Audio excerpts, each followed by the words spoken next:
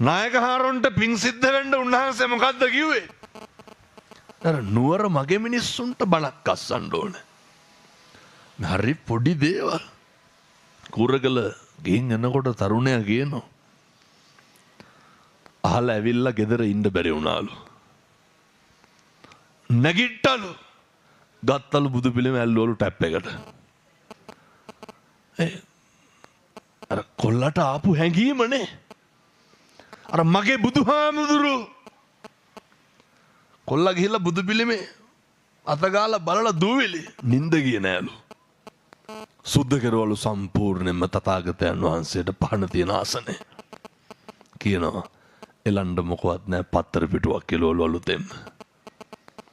මේක නෙමෙයිද වෙන්න ඕනේ. වැට උඩට ගණ්ඩයි අමාරු. එල්ලි වෙනකන් හැරලා හිටියලු. මොකේටද? පැන් වීදුරුව පූජා කරගන්න. එල්ලි වෙනකන් හැරලා හිටියලු. ඒකයි මං ඔය කියන්නේ. තරුණ මහත්තුරු තරුණයෝ බනහඬ ගත්තාම එක ටිකක් අර ඕවර්ඩෝස් වගේ. මේක තරුණයන්ට තරම් දැනෙන පිරිසක්. ග්‍රහණය කරගන්න පිරිසක්. වෙන කොහෙද? අද ගෙදර යන්න. වෙනතන මේ අපේ බුදුහාමුදුරු මේ ලෝකේ එකම වෙලාවට එකම විදිහට රත්තරන් පාත්‍රවල රත්තරන් නෙළුම් මල් උඩ නායක හරවද කියනවා හාල් කිලෝ 100 ගාණක් දවසට උන්වහන්සේගේ ආයතනවල හදනවා මොකේද? බුදුහාමුදුරන්ට. මම මේක කියන්න නායක හන්නේ මේ විශ්වවිද්‍යාලේ ඉගෙන ගන්න කාලේ ඒ කාලේ දඩබ්බර අවදියනේ අපේ. ඔය අපි හරියට බලනවා නෙල්ලිගල නායක හාමුදුරුවෝ බුද්ධ වත කරන විදිය. බලන්නකො මං එදා හිතපු එක මට අද මෙතන කියාගන්න කවදාවත් මං හිතුවේ නෑනේ. ඒකනේ කියන්නේ හිතන දේ වෙන්නේ නැහැ මතක තියාගන්න ඕනේ. වෙන දේ හිතා ගන්නත් බෑ. දැන් අවුරුදු 3ක් ඇති. නායකහාරෝ කරන බුද්ධ වත දිහා බලලා මං තුන් හිතකින්වත් හිතුවේ නැහැ නායකහාරෝ ළඟ තියාගෙන මේක මේ මළුවේ බණ කියනකොට කියන්න හම්බෙයි කියලා. බුද්ධ වත. උන්වහන්සේ ගාව ඉන්න සේවක මහත්තුරුන්ගෙන් කාර්ය මණ්ඩලයෙන් වැඩිම පිරිසක් යොදවලා තියෙන්නේ මොකේද? බුදුහාමුදුරන්ට. භාග්‍යවතුන් වහන්සේට. මල් පැලේ ඉඳන් හදන්නේ. මම පොඩි යෝජනාවක් කරනවා. මේ තරුණ මහත්තුරුන්ට අම්මලාට තාත්තලාට දරුවන්ට හෙට ඉඳන්වත් ගෙදර සමන් පිච්ච පඳුරක් හිටවමු. කාටද? බුදුහාමුදුරන්ට. හැදෙන පිපෙන මල් කැකුලක් ගානේ මේ දරුවන්ට කාවද මතක් වෙන්නේ? කඩලා බුදුහාමුදුරෝ ඉස්සරහින් නොතිබ්බත් අර බුදුහාමුදුරන්ටනේ කියලා මතක් වෙයි. සැකයි නම් මම කියනවට කරන්නකෝ. සැකයි නම් මේ ලෝකේ මේ විදිහට පූජාවක් ලබන නේ කොච්චර දොස් පරස් කියනවද නේ නායකහරනේ? කිරිබත් මෙච්චරයි පහන් මෙච්ච මොකටද කියලා අහනවනේ. මං ඒ උදවියට කියන්නේ බුදුහාමුදුරුවොත් එක්ක සමාලෝචනය කරන්න අපි කවුද? රුවන්වැලිසෑය නායකහාරෝ කියනවා කිරිබත් ට්‍රැක්ටර 5කට වැඩියෙන් විසික්කනවලු. පහන් දෙයියන් ගැටමෙට බලන්න. අර ඉවුරු කැටේ දැන් නම් හොදගෙන ගිහිල්ලා ඇති. වැඩිපුරම මොනවද තියෙන්නේ? පහන් කවුරු වෙනුවෙන්ද? එක පන්සලක හාමුදුරු කෙනෙක් සල්ලි දීලා රුවන්වැලිසෑය යවුවද? ගිහින් පුදලා එන්න කියලා නැහැ. මේ පින්නතුන්ගේ අම්මලාගේ තාත්තලාගේ හිතවලට දැනිච්ච විදිහ ඒ අපේ බුදුහාමුදුරුවන්ගේ ලැබීම අසංකේය වූ කල්ප ලක්ෂ 4ක් සංසාරේ බෝධිසත්වෝ මොකද්ද කරේ?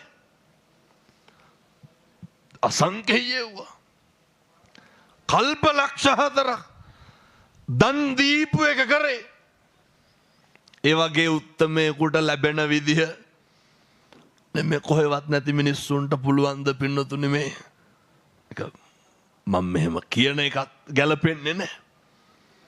අපේ ඒ තමයි අපේ බුදුහාමුදුරුවෝ භාග්‍යවතුන් වහන්සේ. ඒ වගේ උත්තරීතර ශාස්ත්‍රවරයාණන් වහන්සේ නමකගේ ශ්‍රාවකයෝ අපි මේ පින්නතුන් වෙන කොහෙද ඔහොම ශාස්ත්‍රවරයන් වහන්සේ නමක් ඔහොම ලැබෙන ඔහොම පුදන අවුරුදු 2600ක් කිට්ටු කරලත් පරිනිර්වාණයෙන් මේක බොරුවක්ද? බොරුව මෙච්චර පවතිනවද? මේකස් මං කිව්වේ හෙට ඉර පායනවා සත්තයි බුද්ධවත කරන මිනිස්සුන්ට වරදින්නේ. එහෙම වැරදුනා නම් මේක මෙහෙම පවතින්නෙත් නෑ පින්නතුනි. ඒ නිසා මතක තියාගන්න අපේ දළදා හාමුදුරුවන්ට ඒ රාජ නියමයන්ගෙන් කවුද පින්නතුනි ඔහොම පිදුම් ලබන්නේ? කාටද ඔහොම ලැබෙන්නේ? ඒ අපේ බුදුහාමුදුරුවෝ මේ සංසාරේ ඇස් දෙක දන් දීපු උත්තමයා. අතපය 4 කපන කොටත් ශාන්තිවාදී ජාතකේ බුදු වෙන්න පාරමිතා පුරන අවදියේ කල්ප ගානක් දුක් විඳේ. මේ අර රජ්ජුරුව ඇවිල්ලා පපුව තලනකොට කන් දෙක කපනකොට අතපය සිඳිනකොට මොකද්ද කිව්වේ? මම ශාන්තිවාදී වෙමි. ලෙයින් මසින් ජාතක කරපු දරුවෝ දන් දුන්නේ නේ. ඒවට කොච්චර කතන්දර කියනවද මිනිස්සු?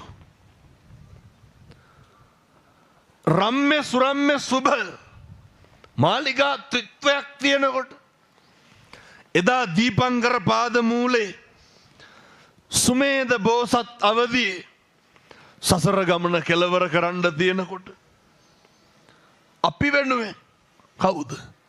අපේ බුදුහාමුදුරුවෝ. එහෙම උත්තමේට මෙලෝකේ පුද්ගලික වශයෙන් දන් දීලා ඉහළම ආනිසංස ලබන්න පුළුවන් උත්තමයා කවුද? බුදුහාමුදුරුවෝ. ඔය මං මේක මගේ පළවෙනි රූපවාහිනී වැඩසටහනේ නායක හාමුදුරුවනේ මම කියන්නේ බුද්ධවත කරන්න පුරුදු වෙන්න. ඔය එක තරුණයෙක් කියනවා සමහර තරුණ මහත්තුරු ඉන්නව නේද මත්ද්‍රව්‍ය වලට බැහැවුනහම ටිකක් මේක පාලනය වෙන්න අමාරු. මෙව්වත් හරියනවා පින්නතුනේ. අයමුතුවෙන් පුනරුත්ථාපනයක් ඕනේ නැහැ. අද ගෙදර යන්න. භාග්‍යවතුන් වහන්සේ වැඩ ඉන්න තැන හොඳට පිරිසුදු කරන්න. පේනවනේ නායකහරු කරන විදිය. සත්කාර කරන විදිහ. මං කියන්නේ අර කූරගල ගිහින් එනකොට තරුණයා ටැප් එකට අල්ලලා නාය ගහන්න පත්තර පිටුවක් එළවලු. ඇයි? කොල්ලට ඒ වෙලාව එච්චරයි කරගන්න පුළුවන්. උදේ නැගිටපු ගමන් වතුර වීදුරුව ටැප් එකෙන් අරන් බුදුහාමුදුරුවන්ට පූජා කරාලු. සමහරට ගෙදර කට්ටිය වතුර බොන එකක්ම වෙන්න. මේ වැටට තරුණයෝ දැන් ඇවිල්ලා තියෙනවා. තරුණ මහත්තුරු බුදුහාමුදුරුවෝ ගැන පුදුම හැඟීමකින් කටයුතු කරනවා.